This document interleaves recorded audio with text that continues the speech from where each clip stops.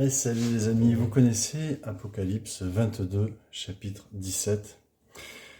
L'esprit et l'épouse disent viens, parce qu'en fait Jésus nous appelle à appeler son retour. Oui, il revient bientôt, mais il nous a demandé d'appeler son retour, de prier pour son retour, d'activer son retour quelque part. C'est pas bien sûr nous qui pouvons faire en sorte que Jésus revienne, mais quand même, il désire que nous appelions son retour et que nous nous activions pour son retour en allant porter son message d'amour auprès des autres, puisqu'il dit qu'il ne reviendra pas tant que l'évangile n'aura pas été prêché partout. Et donc, partout, des fois, c'est juste au pas de ta porte, en fait. Donc, il nous appelle à porter son amour. Ça ne veut pas dire que tu prends un microphone et puis tu vas crier dans les rues. Tu peux le faire si tu es appelé à ça, mais ça ne veut pas dire ça. Ça veut dire que tu vas témoigner de son amour, tu vas apporter de l'amour aux autres, tu vas leur témoigner que tu es disciple de Jésus et que Jésus t'aime. Et surtout, la chose la plus importante, c'est que tu vis dans l'espérance de son retour. Tu vois, il y avait un groupe de chrétiens en fait qui se souhaitaient la bonne année. Et puis moi, je leur dis, ouais, j'espère que pour cette année, Jésus va revenir en 2025. Et voilà, on n'a pas besoin de 2026, on veut Jésus qui revient. Et on me répond, pourquoi pas? Pourquoi pas? Pourquoi pas? Mais vraiment, on en est à cette froideur-là au sujet du retour de Jésus. Quand on dit, ouais, j'espère que Jésus revient, les autres devraient être là, ouais, Jésus revient, il vient nous chercher. Et, et ben non, pourquoi pas? Je suis bien dans ma petite vie tranquille, j'ai ma maison, j'ai ma famille, ma voiture, mon travail, je gagne assez d'argent, je suis confortable. Ouais, si Jésus revient, pourquoi pas? Non mais, où en est l'Église aujourd'hui, quoi? Vous voyez, ce que je veux dire, c'est que aujourd'hui, on va apporter le message d'amour de Jésus pour cette vie maintenant. Ah, mais comme dit Paul, à ce moment-là, nous sommes les plus malheureux des hommes. Notre espérance, c'est cette vie merveilleuse qu'on va vivre avec lui pour l'éternité. Et c'est ça qui doit être notre moteur, c'est ça que nous devons appeler de tout notre cœur, quoi, de tout notre être, en fait. Tout notre être, c'est-à-dire de toute notre âme, au final, quoi. Et c'est ça qu'on doit appeler le retour de Jésus pour être rassemblés avec lui et puis vivre avec lui pour l'éternité. Et c'est ça qui doit être notre espérance, et c'est ça que les autres doivent voir avec nous. Il est capable de tout traverser.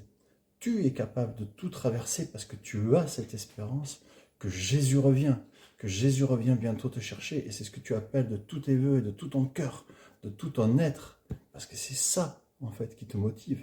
Et c'est ça le but de ton espérance. C'est ça ton espérance, d'être rassemblé avec Jésus, avec ton Sauveur, ton Seigneur, ton Roi, ton époux céleste, en fait. C'est ça, en fait, qui doit te motiver.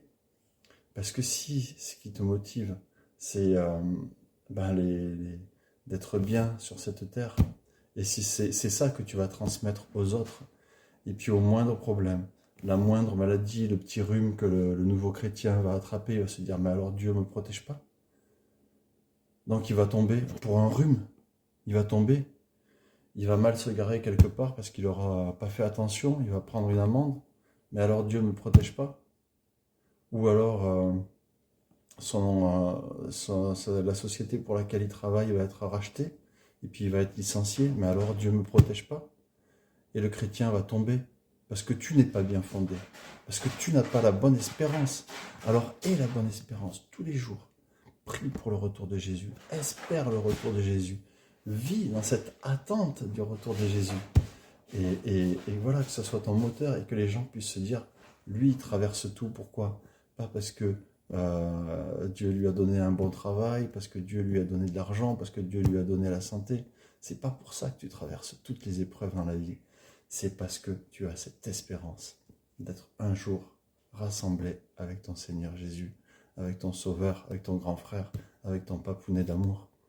Et ça, quand les personnes vont le voir, ils vont se dire, mais ça, c'est quelque chose qui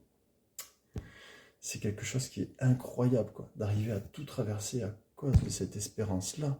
Mais ça doit être vraiment merveilleux de vivre ça. Et ça va leur donner envie aux personnes. Et c'est la chose qui va vraiment les tenir. C'est ça qui doit les tenir.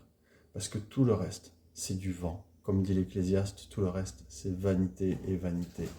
Et à la moindre chose, tu sais, c'est la parabole des bonnes et des mauvaises terres. Hein. À la moindre épine, ça flanche, ça sèche.